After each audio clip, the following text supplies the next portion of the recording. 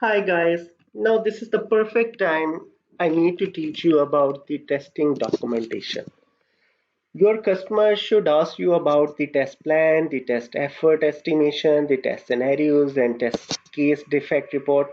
So let's discuss each and everything in detail. The objective of this session is all about I'm going to teach you about the test plan, what are the elements you need to have in your test plan, and then how you need to specify the test scenarios, the test cases, the traceability matrix, and then we will discuss about the defect report now. So if I would like to say you that the documentation or the artifacts which you should develop before or during this testing of the software, this will help in estimation, basically the testing effort required, test coverage, requirement tracking and tracing, because customer is always be very curious to know about how much testing estimates the time framework will require to complete the software testing, and the artifacts which you need to provide to your customer must, one is the test plan, the second you need to present the effort estimation, the scenario matrix and the case test cases and the traceability matrix. Now the trainee will be able to produce the testing processes artifacts during the test process now. So this will be the learning outcome of this session. Now let's talk about the test plan. The outlines the strategy will be used to test an application. In simple words, I would like to say the test plan will include the following sub items. You must try to understand about the test plan document. Assumptions. You should specify the assumptions when testing the application. You need to specify the list of test cases in the testing application. The list of feature to be tested, like this is the scope of the application you must specify in your test plan, like e-commerce application which I was showing you. You must be able to know that either you are selecting the whole application, web application testing, or the one module or the two module, everything you need to specify. And then what sort of approach when you are performing the software testing, you need to specify your testing strategy, and you need to specify the list of deliverables that needs to be tested. Like deliverables are called the women collections, the men's collections, the kids collections in the e-commerce website. So these are called as the deliverable. And then the resources allocation, that what kind of people you are allocating for the testing the application. And the resources can be the manual tester or the automation tester, or how much experience they should have, 1 year, 2 years, 5 years, 10 years.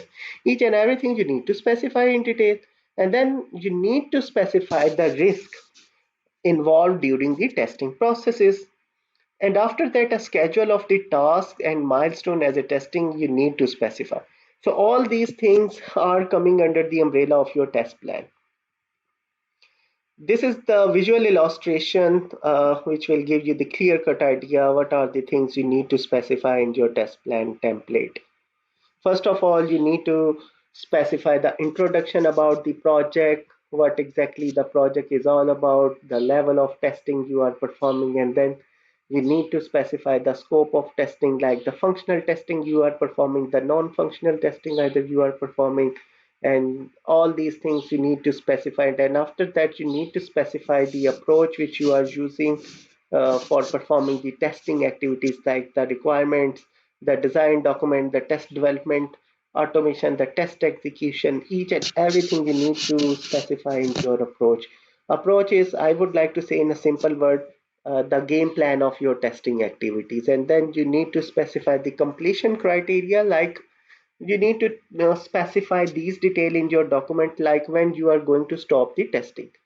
And this is all about your items which the customer will be able to know in detail. And then the deliverable, you need to specify that what are the deliverable, the test cases, reports, each and everything you specified. And after that, you need to specify the risks, the milestones with their dates, and what are the people should be the part of your testing activities. And the one of the most important thing that majority of the people forgot to mention, in what environment you are testing the application. Like if you are testing on mobile, if you are testing on iOS, Android application, so what are the mobiles you're supposed to specify there, either for the their versions, iOS versions, each and everything in detail you need to specify for the environment.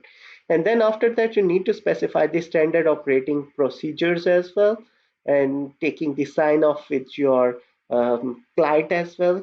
And all these things should be the part of your test plan.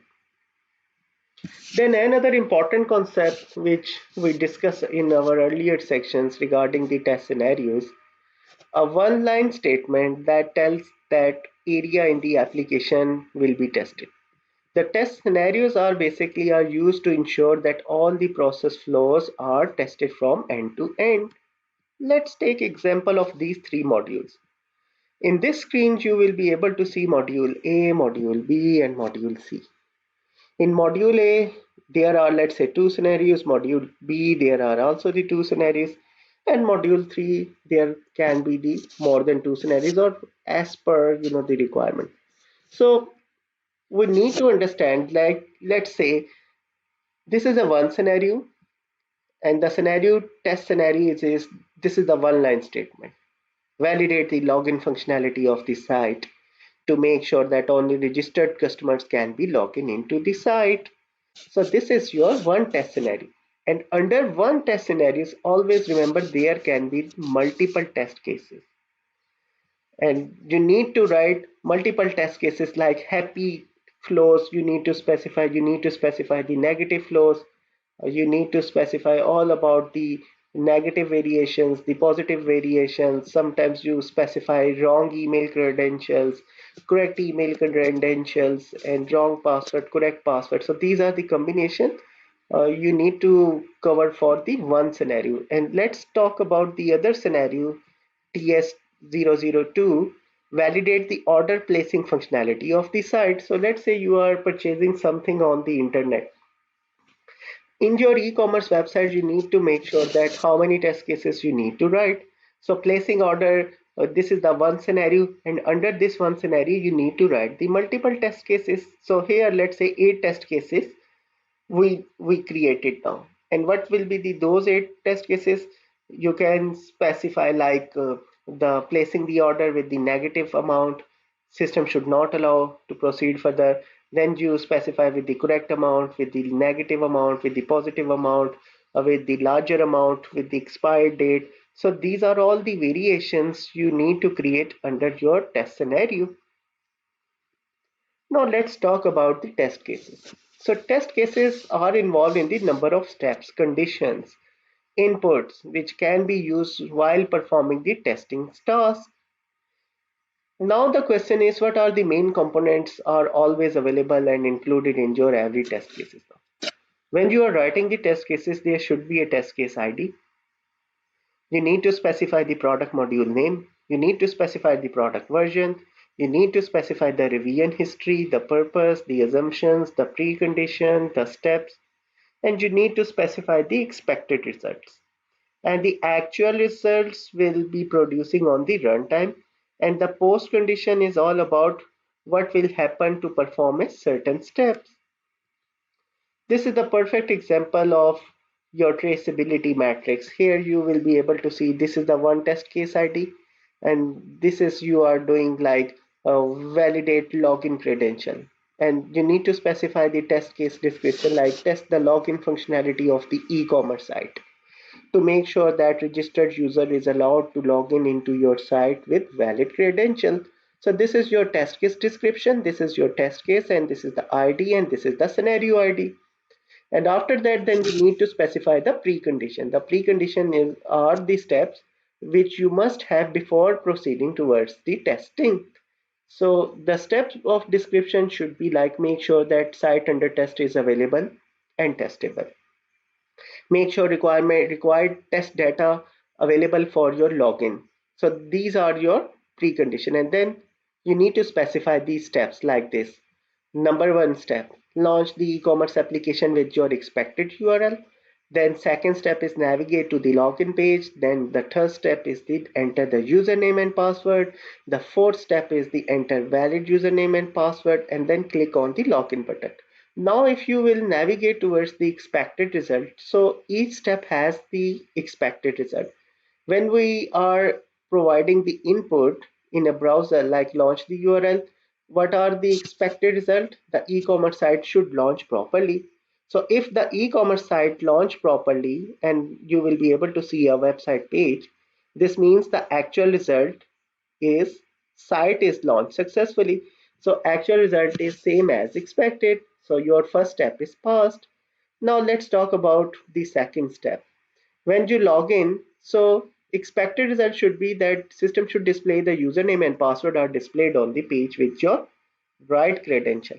And what is the actual result? If in actual results the login page loaded successfully, then you can say the expected and actual both are same. The next step should be like enter valid username and email field. And the expected result should be username field should be editable and accept the username. The actual result is username input accepted. So again, the both results are same. The fourth step you can see our expected result is password field should be editable and accept the password and display as per star or dot, and then you need to specify the actual result password input display in dot and accepted. And in the last step, you will be able to see that system user should be logging into the site and navigate towards the home page. And then on the actual result, if you are navigating successfully, so this means your test case is passed. So this is the clear-cut template example I am sharing with you. I'm also attaching a template for test template for you, so you will get the idea how to write down the test cases now. And you need to follow the similar strategy. Traceability matrix is all about you are mapping the requirements during the software development lifecycle. It can be used from requirement to design or coding, or from coding to requirement. These are many users define the templates. Every user have different templates now, and each requirement in the RTM document is linked with associated test cases so that testing can be done as per the mentioned requirement. Bug ID you need to specify include linked with the associated requirements in the test case. The primary goal for matrices are make sure software develop as per the mentioned requirements, help in the finding root cause of any bug, and helps in tracing the developed document during the different phases of software development lifecycle. This is the perfect example. You can see the traceability matrix, the requirement column, the project name, release name, version name, created by, review by, and you need to specify each and specific requirement and then mark the status, and then the document name and their code module, the test case ID. As you can see that in requirement fee, there are multiple test cases. So you are mapping each and every sections here in the traceability matrix. A bug is an error in the application which is created. Programmer while designing and building the software can make mistakes or error. So you need to report a bug or defects, and you need to provide the list of bugs found by the tester while testing a software product in testing phase under the testing environment. So a badly reported bug is much worse than a badly drawn one. At least I could claim I was being artist. So always remember that when you are highlighting someone else's mistakes, you should have the evidences. You need to attach the screenshots, the taking a small 1 minute video, so the developer will be able to know how to reproduce the issue. In bug report, you need to specify the ID, the description, the version. You need to specify the detail steps as I already highlighted in previous step. The date it was raised, the reported by, who is the person who reported the bug, the status, either this is the new bug, the assigned bug, the open one, or you are reopening the bug or verifying the bug.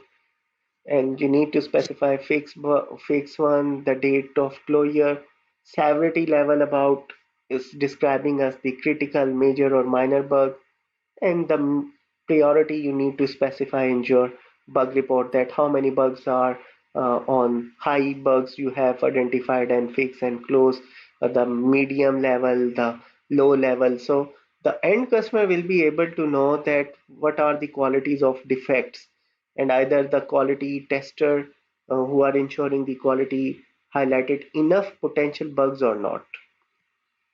So that's all about our today's session regarding the test documentation, the artifacts, and I hope you will get the clear cut idea how to proceed now. Thank you very much for watching this session.